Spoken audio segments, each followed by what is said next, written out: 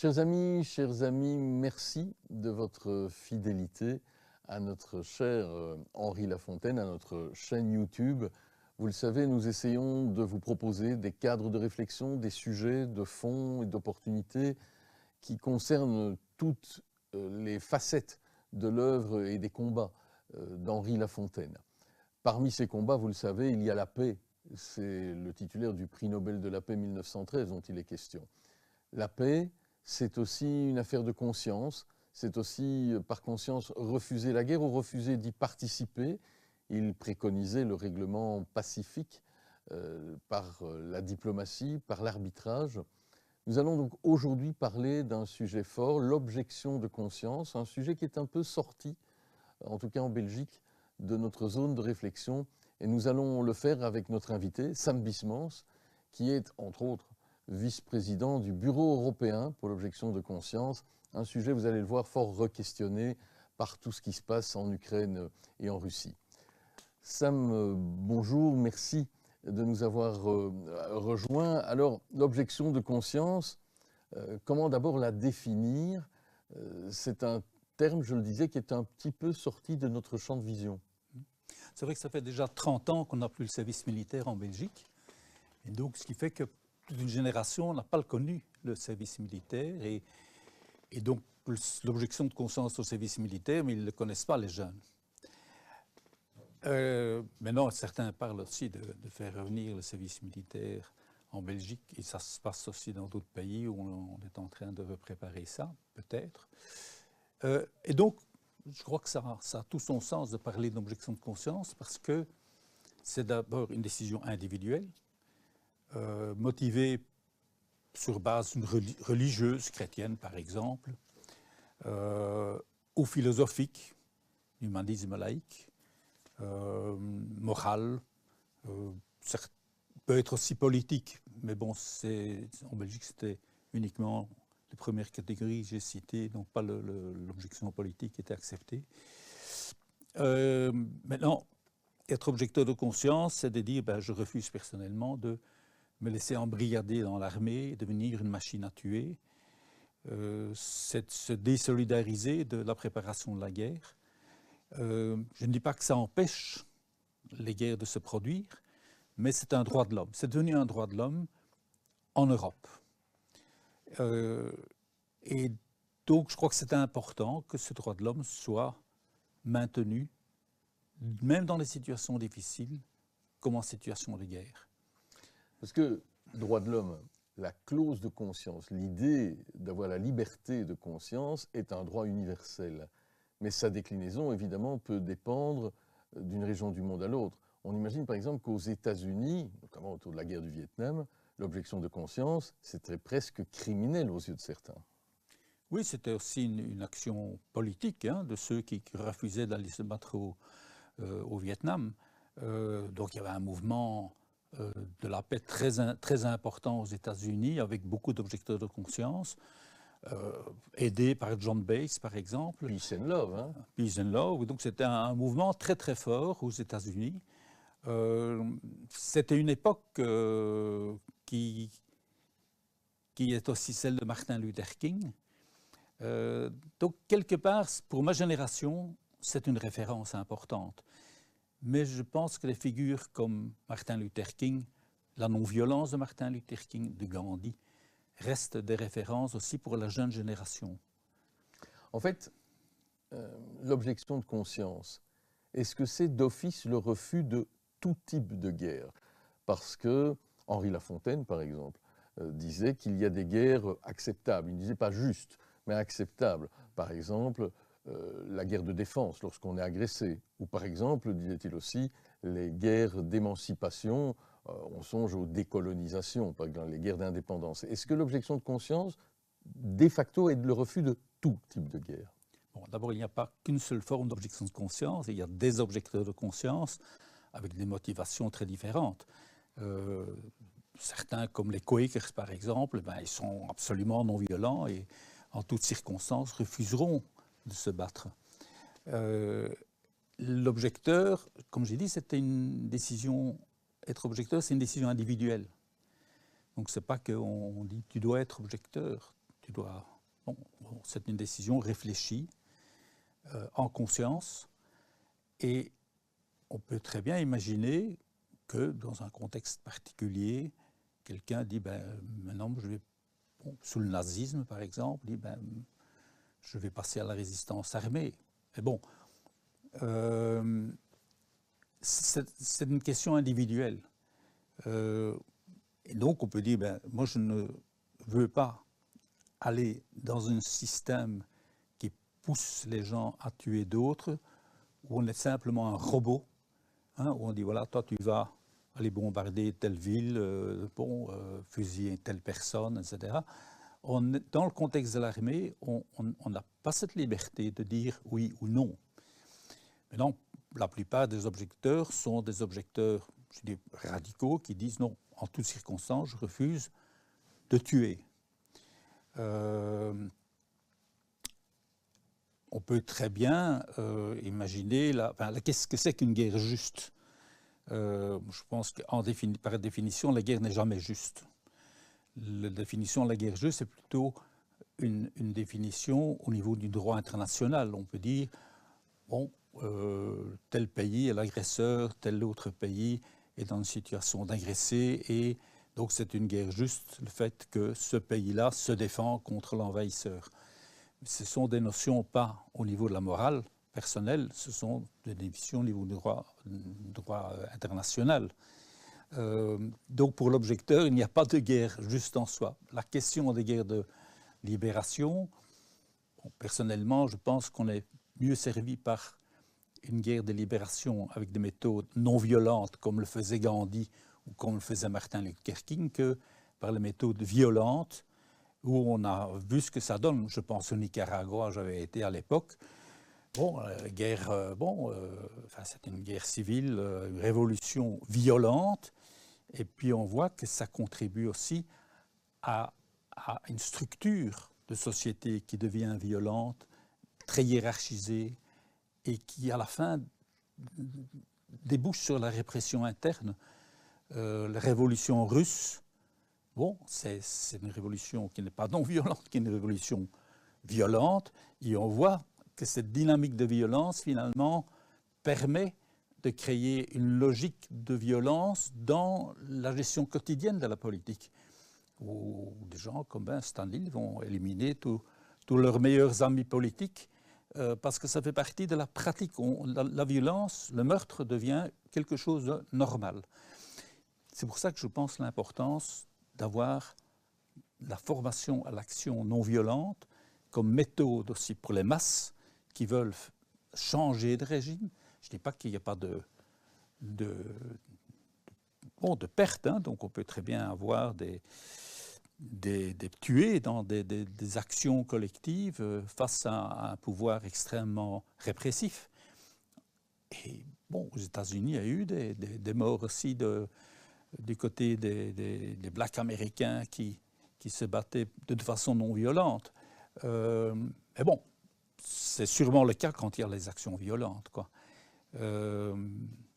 Voilà ce que je peux en dire par rapport à cette question des guerres justes ou pas justes, quoi. Ouais, en fait, en vous écoutant, Sam Huysmans, me venait cette idée que le grand public sait qu'il existe un droit de la guerre. On a codifié, depuis d'ailleurs la guerre franco-allemande de 1870, le droit humanitaire, les conventions de Genève, on a codifié, et même avant, le droit de la guerre. C'est intéressant qu'on n'ait jamais formellement codifié le droit de la paix. Oui, le droit de la paix, pour moi, c'est plus l'aspect aussi de la prévention des conflits. Et dans ces contextes que nous vivons actuellement de renaissance de la guerre comme outil de relations internationales, on oublie en fait qu'il faut mettre en place une politique de prévention. L'Union européenne était pour moi reste pour moi un bel exemple d'une prévention des conflits par la collaboration entre des pays du même continent qui se sont fait la guerre pendant des siècles.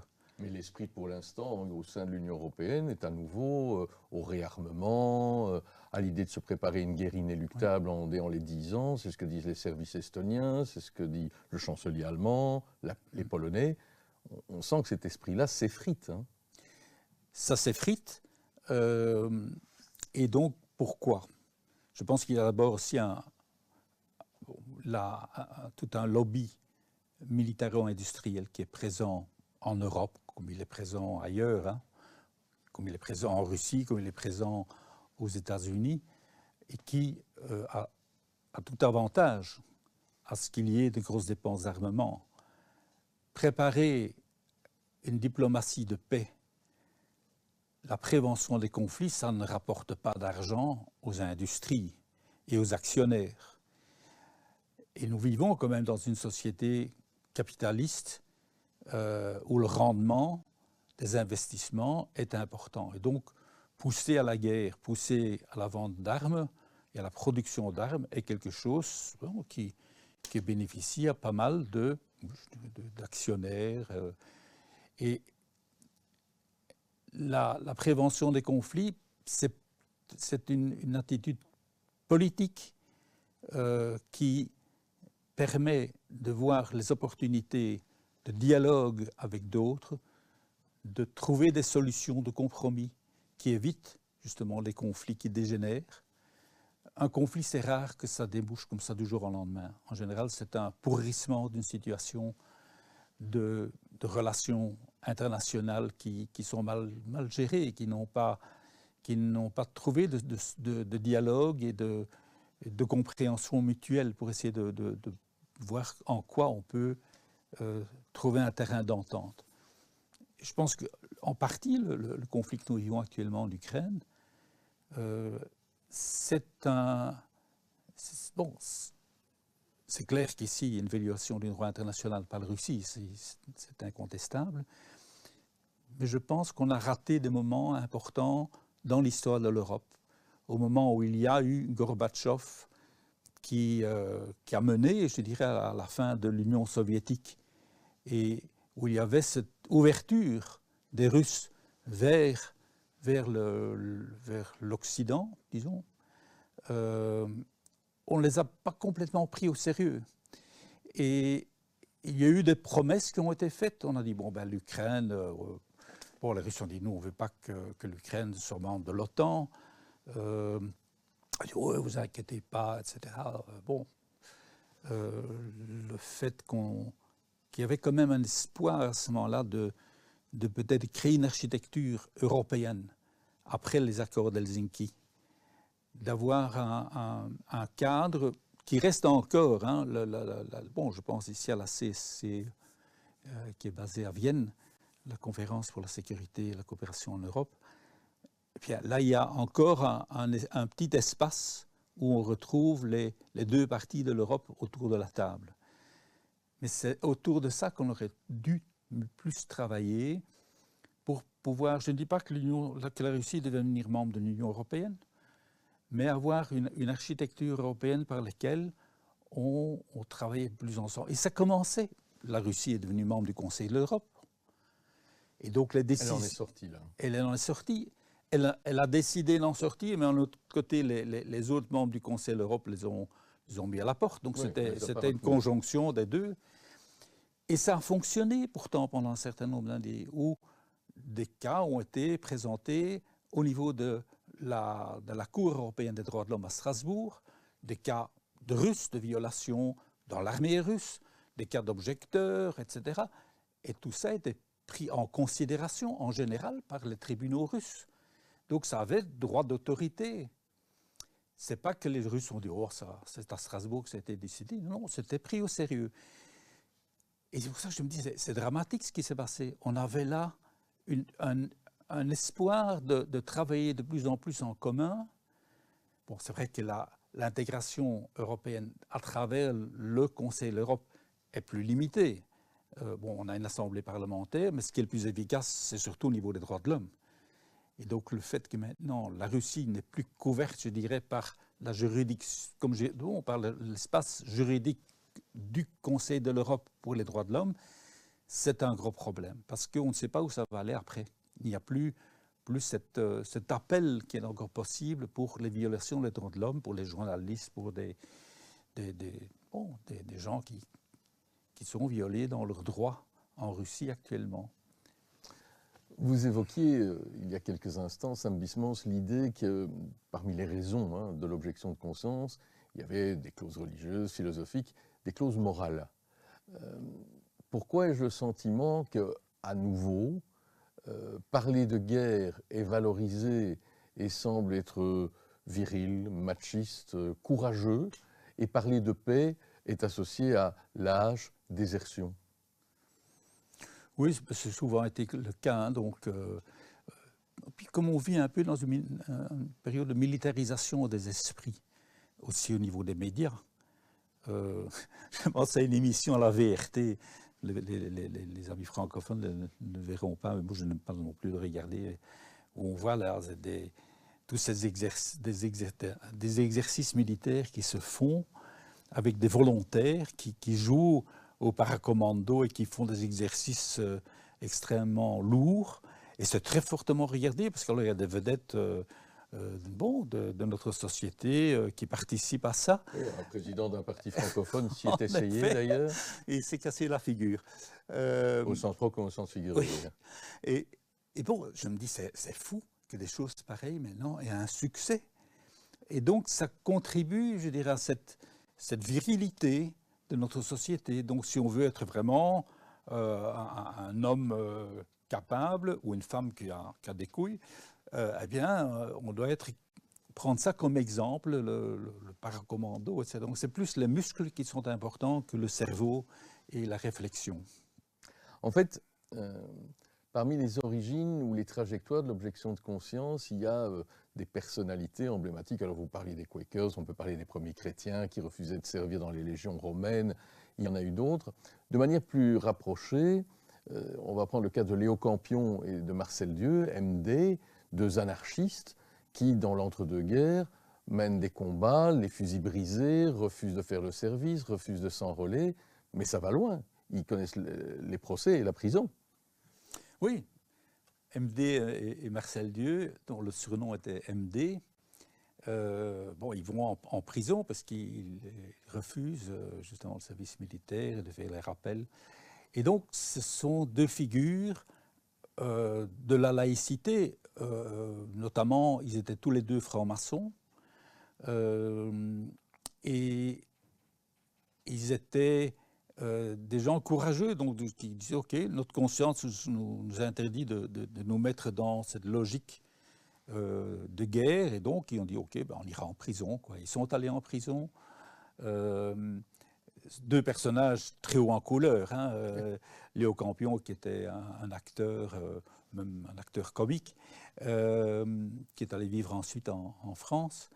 MD, qui lui écrivait beaucoup de livres sur l'anarchisme, un bon vivant, d'ailleurs je crois qu'il est mort après avoir fait un grand gueuleton, et donc il est monté se coucher, puis il n'a pas pu se réveiller. Ben bon, ça c'est une blague à part, mais c'est un courant, bon, les anarchistes qui sont des libertaires, j'allais dire des libertins, non pas nécessairement, mais des socialistes libertaires, donc qui refusent d'être dans un parti, qui participe au gouvernement, etc. Mais non, chez les objecteurs, on a de tout, donc on a des catholiques, des protestants, on a parlé des Quakers, il y a des libéraux, il y a un peu toutes les tendances.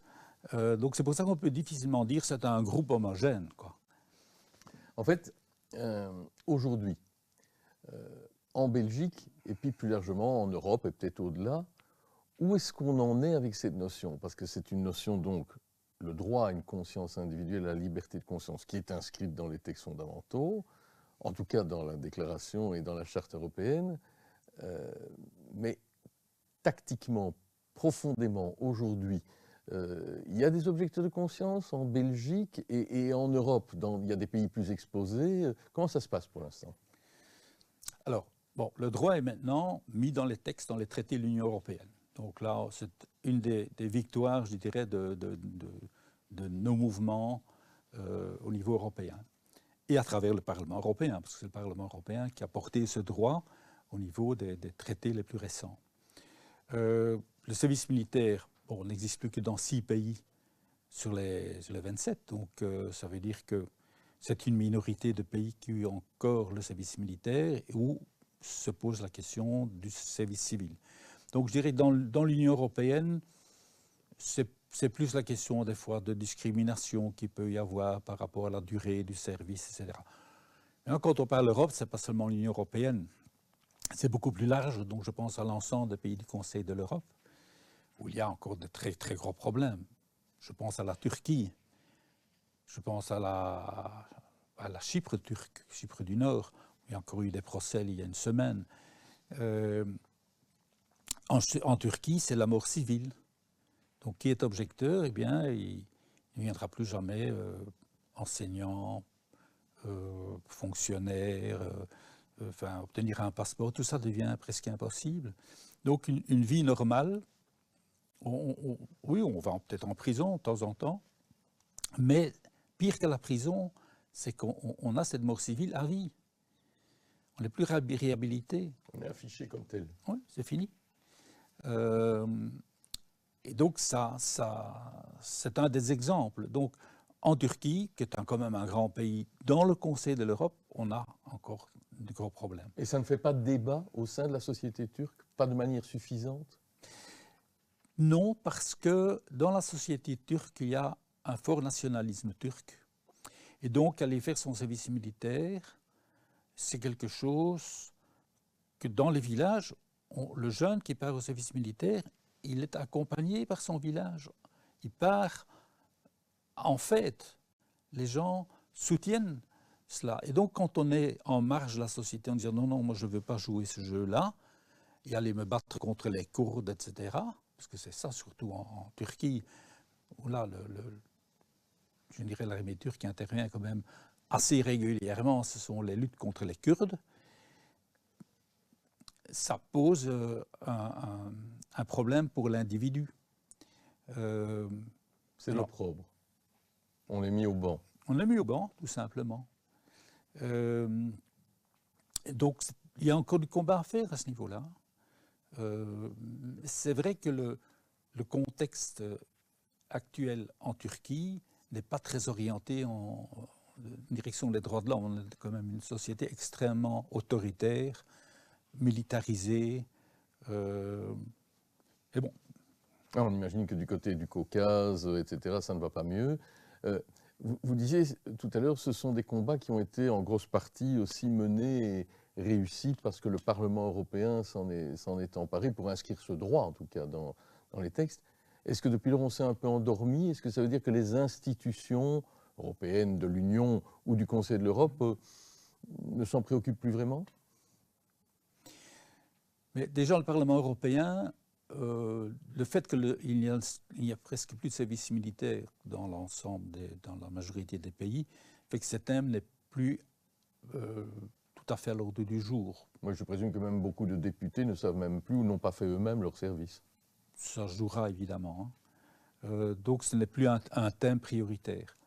La question qui se pose, c'est par exemple par rapport à l'asile des objecteurs de conscience ou des déserteurs. Prenons le cas de la guerre en Ukraine, c'est leur accueil dans l'Union européenne. Donc c'est un problème concret qui nous touche et où le Parlement européen s'y est intéressé au niveau de la sous-commission des droits de l'homme. On parle du Parlement européen, mais je voudrais quand même signaler aussi l'Assemblée parlementaire du Conseil de l'Europe, qui a été pionnier en la matière. Cette Assemblée a été pionnière parce que c'est elle qui a produit les premiers rapports en 1967 sur la promotion du droit à l'objection de conscience dans les États membres. Et ça, donc c'est quand même le niveau parlementaire qui généralement prend l'initiative et puis envoie la balle au niveau des exécutifs qui vont à ce moment-là prendre des décisions.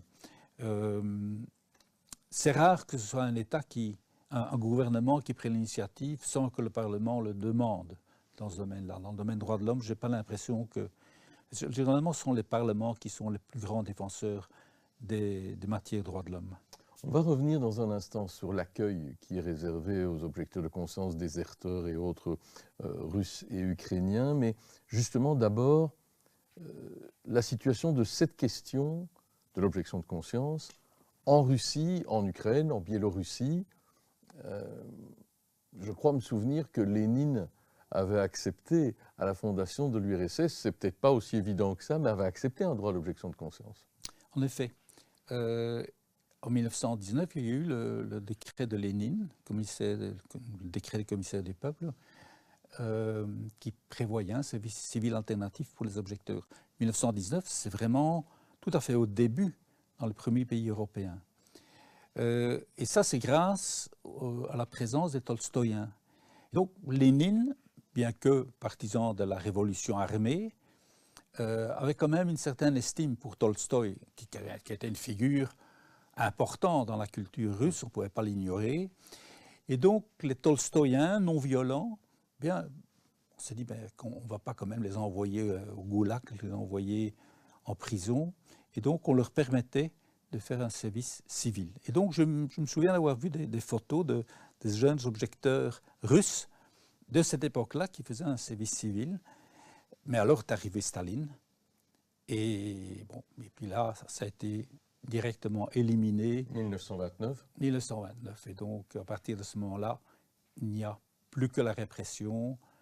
Il faudra attendre 1993, après la dislocation de l'Union soviétique, pour que ce droit se réinstalle en Russie et aussi dans beaucoup d'autres nouveaux pays issus de l'ancienne Union soviétique. Oui, c'est par exemple le cas donc, de la Fédération de Russie, de la Biélorussie, de l'Ukraine, qui, dans leur nouvelle constitution qui naissent à ce moment-là, après l'échec de la communauté des États indépendants, inscrivent à nouveau un droit. Donc, depuis 1993, normalement, au moins dans ces trois pays-là, on est censé pouvoir être objecteur de conscience. Oui. Mais aujourd'hui, il en reste quoi? Bon, en Biélorussie, c'est plutôt une approche théorique qui n'a jamais vraiment été mise en œuvre. La Russie, ça existe encore, donc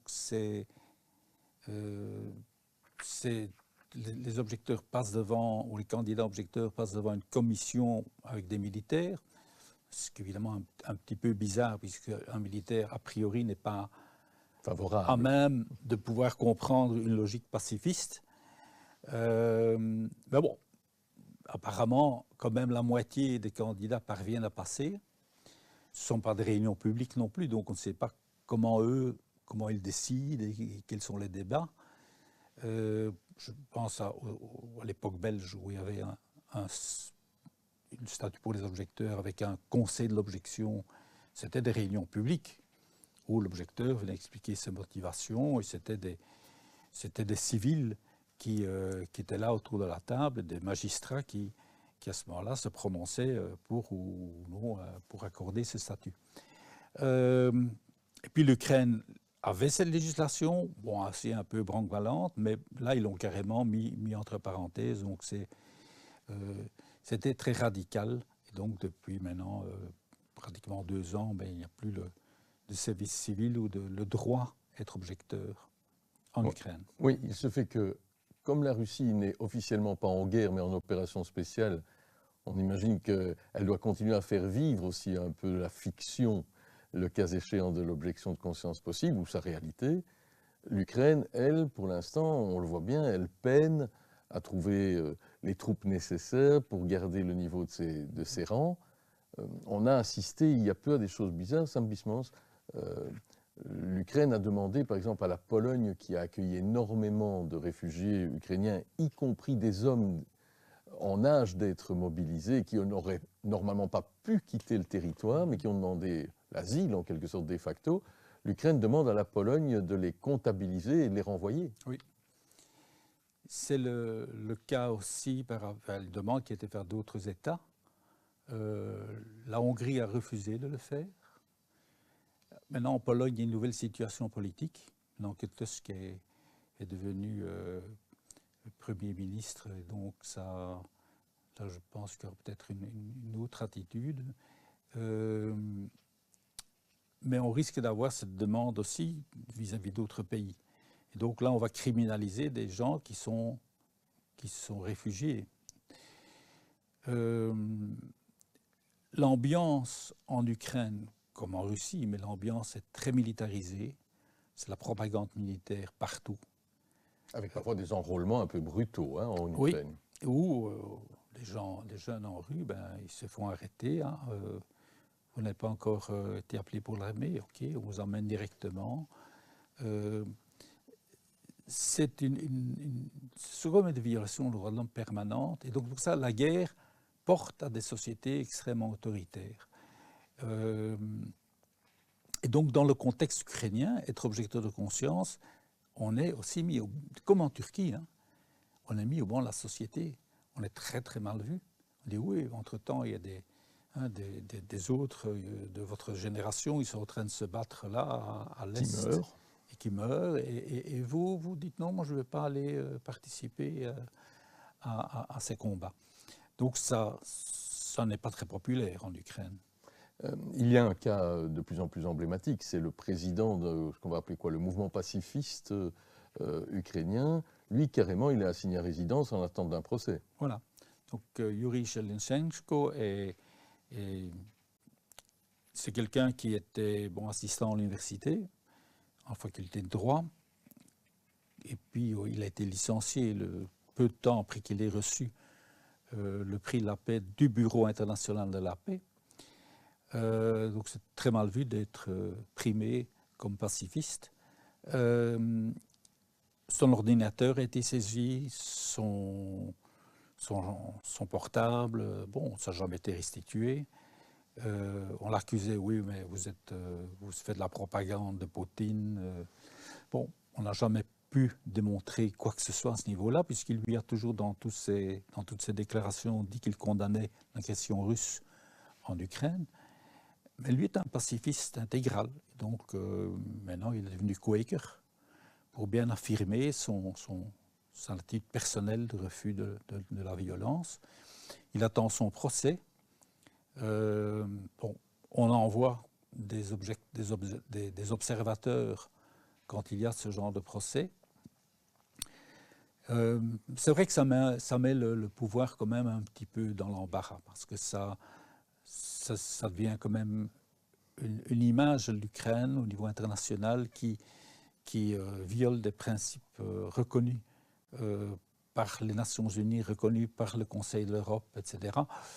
L'Ukraine qui voudrait adhérer à l'Union européenne devrait normalement prouver qu'elle a reconnu le droit de l'objection de conscience. Ce n'est pas encore demain qu'elle sera membre de l'Union européenne, mais donc c'est quand même une chose qui peut les préoccuper au niveau décisionnel, d'avoir là c'est des cas très minoritaires, hein, finalement. Il ne s'agit pas de milliers de jeunes, c'est quelques cas, mais ce sont des cas emblématiques parce qu'ils vont à contre-courant. Moi, je dirais, c'est une lumière dans l'obscurité totale qui dit, OK, il n'y a pas que la violence dans notre société. Nous devons repenser aussi les relations non violentes entre les citoyens, le citoyen en interne en Ukraine, ce qui est déjà pas peu, et aussi les relations au niveau international. Oui, nous sommes un peu paradoxaux, Sam Bismans, parce que dans certains conflits, dans certaines parties du monde, nos opinions publiques et nos gouvernants prônent à tout prix le dialogue, la paix, la diplomatie, la sortie du règlement par les armes. Et dans d'autres cas, comme l'Ukraine et la Russie, on en est plutôt à se dire fournissons les armes, continuons la guerre. La diplomatie, ce n'est pas encore son heure. Donc les standards ne sont pas toujours équilibrés. Hein. La diplomatie, c'est qui s'occupe de diplomatie? Alors, est-ce que les diplomates font de la diplomatie? Ce sont des fonctionnaires qui dépendent d'un ministre. Donc leur champ d'action est un peu dépendant de ce qu'on leur donne comme possibilité de faire du travail diplomatique. La situation de guerre, elle mène maintenant à une espèce de guerre de tranchées, comme on l'a vécu en 14-18. Et donc, on a des dizaines de milliers de jeunes russes, ukrainiens, qui meurent. Et à un certain moment, je pense qu'on va arriver à une saturation en se disant on ne peut pas continuer comme ça. Et continuer toujours à envoyer de nouveaux jeunes au casse-pipe. On n'est pas encore au bout de la boucherie. Oui, c'est ça. Et je pense qu'il va y avoir saturation et on va se dire, bon, ben, maintenant on va se mettre autour de la table et on va essayer de trouver une solution. Il y avait déjà des embryons de solutions, apparemment. Bon, il y avait la Turquie avait joué un rôle intéressant. Mais c'est vrai que c'est compliqué, mais il faut surtout une volonté politique de part et d'autre et avoir de bons diplomates qui peuvent aider à négocier ce genre d'accord et puis les respecter ensuite. Mais ça, c'est le rôle des États. Oui, d'ailleurs, assez régulièrement, des voix se font jour. C'est encore le cas récemment ici de ce ministre des Affaires étrangères russe, Sergei Lavrov, qui est toujours paradoxal parce qu'il a tenu des propos d'une dureté incroyable. Et il en arrive maintenant à des propositions de négociation selon le moment et le temps. On parlait des Russes, des jeunes Russes. Là, nous sommes quand même très questionnables dans nos pays parce que ces jeunes Russes qui parfois, depuis le début de la guerre, voire avant, ont décidé de quitter le régime, de vouloir une vie comme les autres à l'étranger, etc. Ces jeunes Russes aujourd'hui, s'ils se présentent à nos administrations pour obtenir une aide au séjour, un permis de séjour, ne le reçoivent pas, alors qu'un Ukrainien ou une Ukrainienne qui arrive, produit son passeport, il a droit à l'aide sociale, à l'installation et au permis illimité de séjour pendant le durée de la guerre. Alors que ces jeunes Russes devraient être nos interlocuteurs. Oui, parce que c'est quand même paradoxal que des Russes qui sont chez nous parce qu'ils étaient étudiants ou dans le programme d'échange, etc., ne sont pas protégés pour ne pas retourner en Russie pour aller se battre en Ukraine. Donc, alors j'entends des tas d'arguments, oui, mais ça pourrait être des espions, qu'il y ait des espions russes ou autres. Il y en a toujours eu, et ce n'était pas toujours des Russes non plus. C'était des bons Belges qui étaient payés pour faire de l'espionnage pour la Russie. Enfin bon, tous les grands États ont des réseaux d'espionnage, donc ce n'est pas propre à la Russie. Mais c'est... D'abord, la plupart de ces Russes qui pourraient ne pas... Enfin, qui sont encore sur le territoire de l'Union européenne, ce n'est pas une énorme masse. La plupart, il y en a 300 000 qui sont partis pour quitter, justement, échapper au service militaire. Mais ils ne sont pas partis pas en direction de l'Union européenne, ils sont partis en Arménie, voilà, en Turquie aussi. Maintenant, il y a eu 2 questions parlementaires qui ont été posées récemment au Parlement belge. Et la ministre compétente, qui est la secrétaire d'État à la migration et à l'asile, elle a répondu qu'à partir de la mi-février 2024, les dossiers de demande d'asile de Russes seraient de nouveau traités. Il y a apparemment 900 demandes de Russes qui ont été faites l'année passée. Et donc maintenant, on va voir comment l'Office des étrangers et le commissariat pour les réfugiés, les apatrides, va gérer ces dossiers-là et quels sont les critères qui vont vraiment approuver parce que bon, ça peut être de différentes façons. Et donc pour le moment, le politique laisse, c'est un peu l'habitude en Belgique, sur ces questions de reconnaissance de demande d'asile, il laisse la responsabilité au niveau des fonctionnaires responsables de traiter ces dossiers et de décider. C'est quand même un drôle de système, un drôle de signal que l'on envoie à certaines générations, hein, en disant vous refusez de participer à la guerre, mais on ne vous reconnaît pas ce mérite, alors que la Cour européenne des droits de l'homme a dit il faudrait au contraire le leur reconnaître. Le Conseil constitutionnel en France, en tout cas, l'a affirmé en disant on ne peut pas les forcer à retourner accomplir des crimes de guerre ou des crimes contre l'humanité. Oui.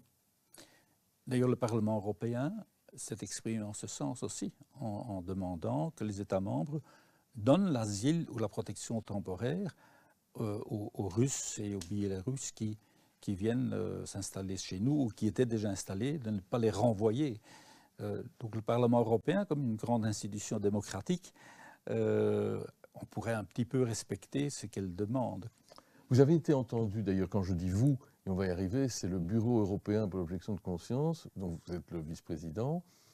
Vous allez nous dire un mot, d'ailleurs, à propos de ce bureau. C'est quoi comme type d'organisation, comment vous fonctionnez? Et vous avez été auditionné vous-même, à ce titre, par le Parlement européen. C'était il y a un an. Oui, c'était au mois de mars 2023. Donc la sous-commission des droits de l'homme du Parlement européen se penche sur la question justement des objecteurs et déserteurs russes et biélorusses. Alors, ils ont invité le Bureau européen de l'objection de conscience. Qu'est-ce que c'est? C'est le BEOC est une organisation non gouvernementale de droit belge, loi de 1919, qui a pour but de défendre le droit à l'objection de conscience dans l'ensemble des pays européens. C'est une organisation pluraliste, il y a toutes les tendances, il y a des protestants, des athées, des Quakers, donc c'est très varié, on a des représentants de différents pays, notamment des pays orthodoxes, mais bon, en général, ce ne sont pas des représentants de l'Église orthodoxe qui sont très, très nationalistes. Mais bon, nous avons des membres qui sont des pratiquants orthodoxes aussi. Et enfin, on fonctionne bien. C'est une organisation qui, comme elle a un objectif, une plateforme très claire, bien, on fait le monitoring de ce qui se passe au niveau européen, de ce qui se passe au niveau Conseil de l'Europe, en particulier les jugements de la Cour européenne des droits de l'homme.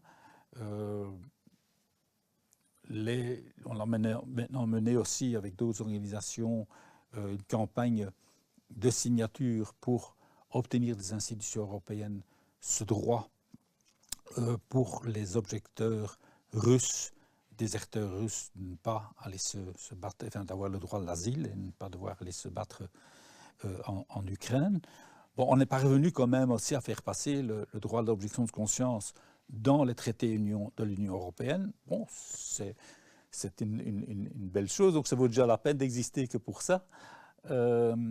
Et donc, on mobilise je dirais, nos associations autour aussi de cas. Bon, par exemple, il y avait un procès d'un objecteur de conscience dans la partie turque de Chypre.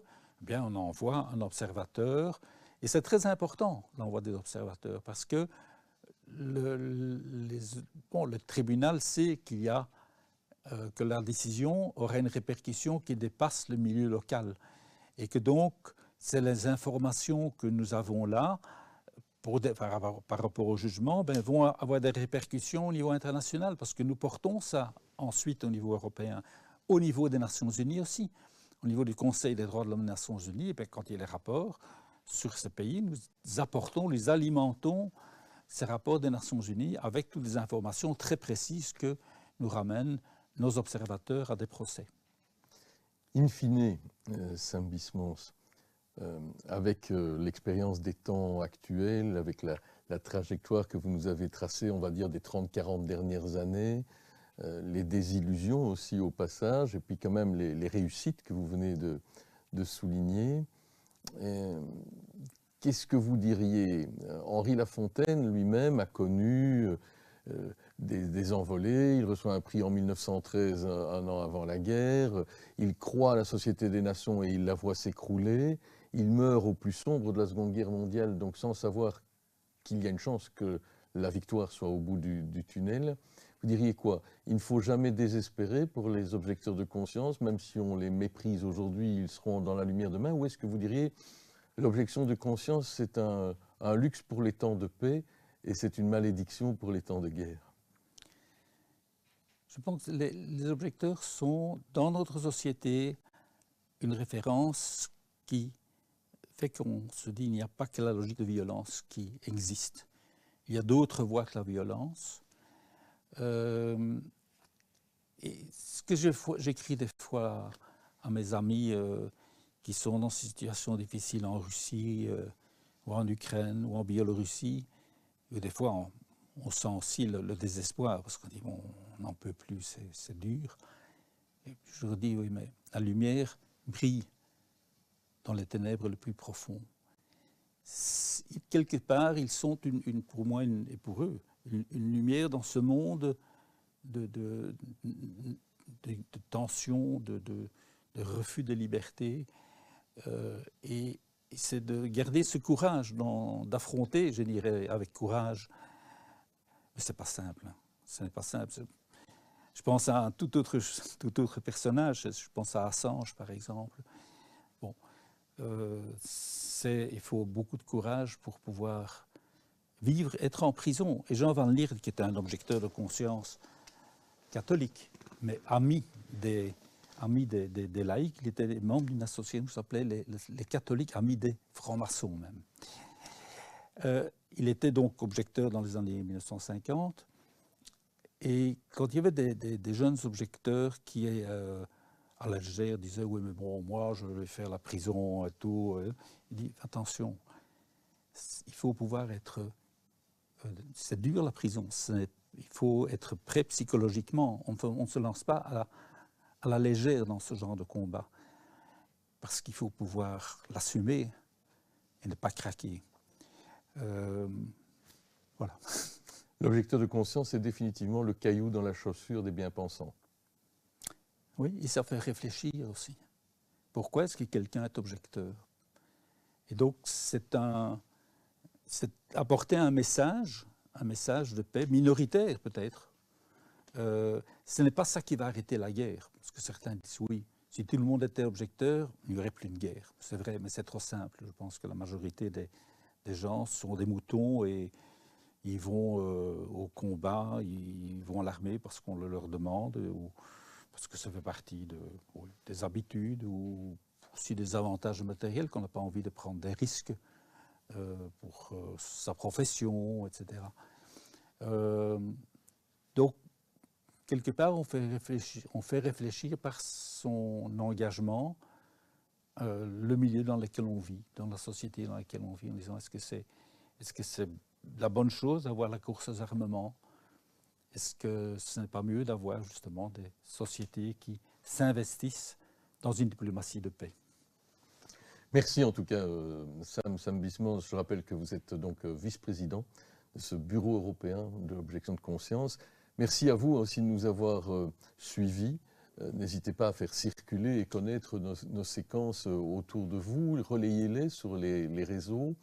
C'est une question, ça fait partie de ces questions fondamentales qui animaient aussi l'esprit de la réflexion d'Henri Lafontaine et de ses amis. Et depuis, et aujourd'hui, cette cause peut-être un peu minoritaire est passée à l'arrière-plan de l'objection de conscience. Il nous paraissait important aussi de la ramener sur nos plateaux. Excellente journée ou soirée selon le moment où vous nous suivez et rendez-vous à la plus prochaine, cher Henri Lafontaine.